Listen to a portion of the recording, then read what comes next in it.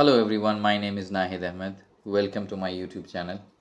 जैसा कि आप सब लोग जानते हैं कि मैं यूट्यूब पर एक सोशल साइंस पर सीरीज़ चला रहा हूं और ये मेरा सेकंड वीडियो है from the chapter economic geography. इससे पहले मैंने आपका हिस्ट्री का जो चैप्टर 1 है उसे कंप्लीट कर दिया है और अगर आपने वो नहीं देखा है तो उसका प्लेलिस्ट बना हुआ है और उसका लिंक जो है मैं आपको डिस्क्रिप्शन बॉक्स में दे दूँगा, आप वहाँ जाके क्लिक करके देख सकते हैं।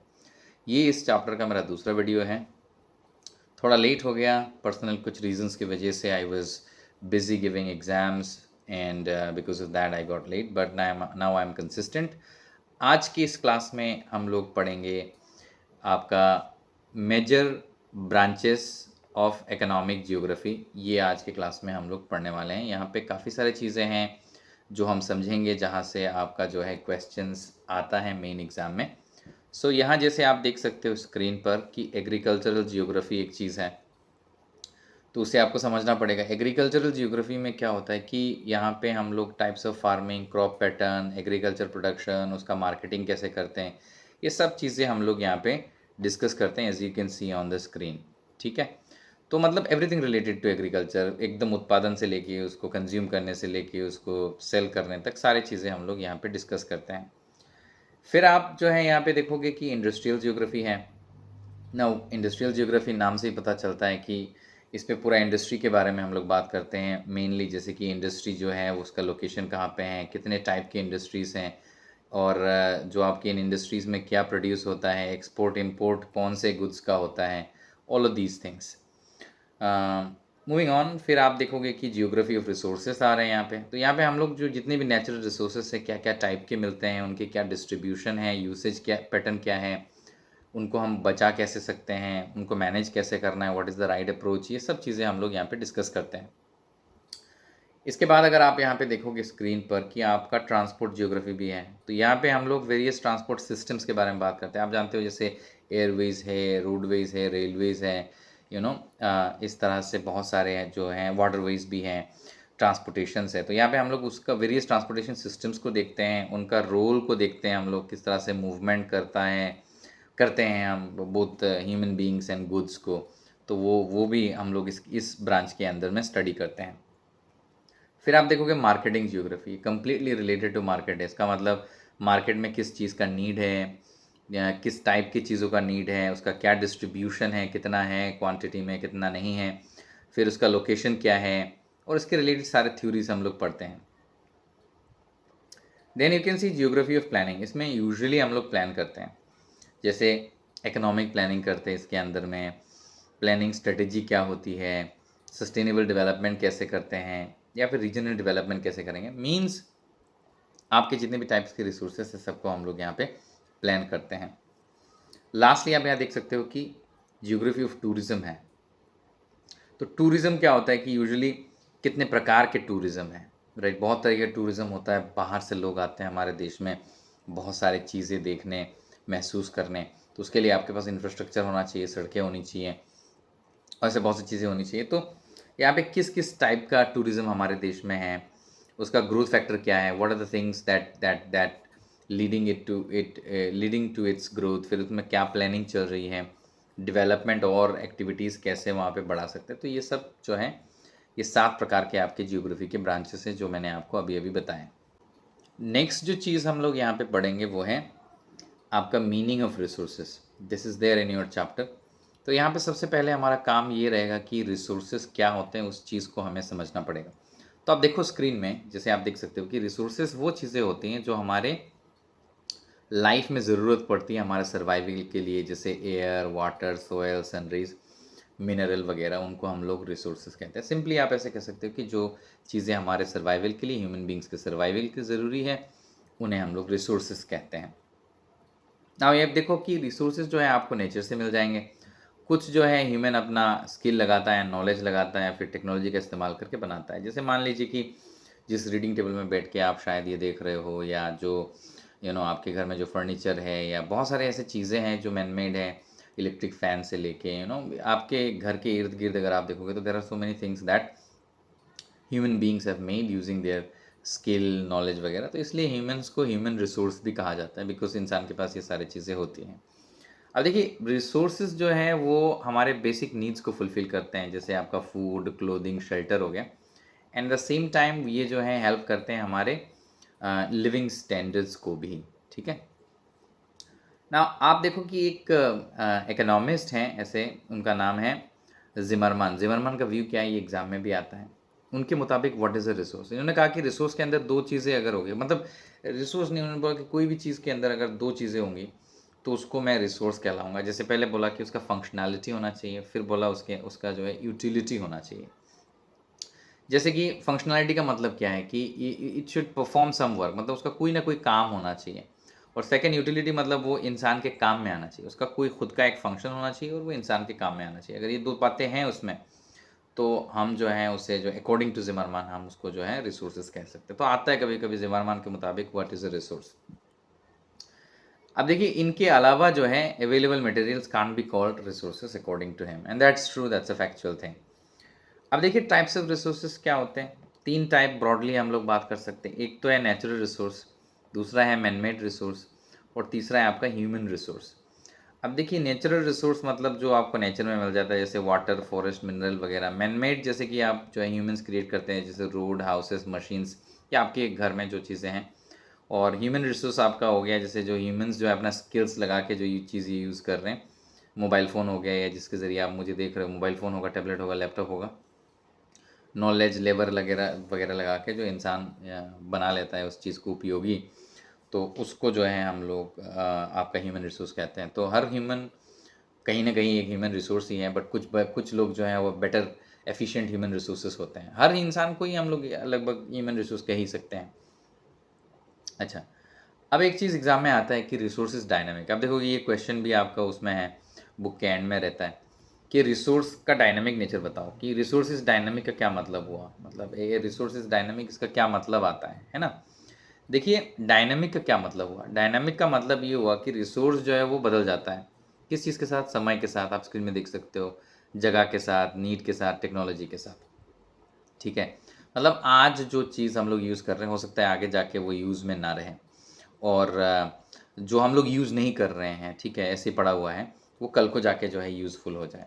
तो इसी एस्पेक्ट को हम लोग क्या कहते हैं कि रिसोर्स का जो नेचर है वो डायनामिक है। डायनामिक शब्द का भाई मतलब क्या होता है, डायनामिक शब्द का मतलब होता है चेंज, ठीक है। जो चेंज होता रहता है उसको हम लोग डायनामिक कहते हैं। नाउ यहाँ पे ये बात जो मैंने अभी आपको बोली कि जो आज यूज़लेस है कल जाके वो यूज़फुल हो सकता है, ये बात को आपको ध्यान रखना है, ठीक है। वहीं से आप जो है रिसोर्सेज डायनामिक है ये बात पता कर सकते हैं।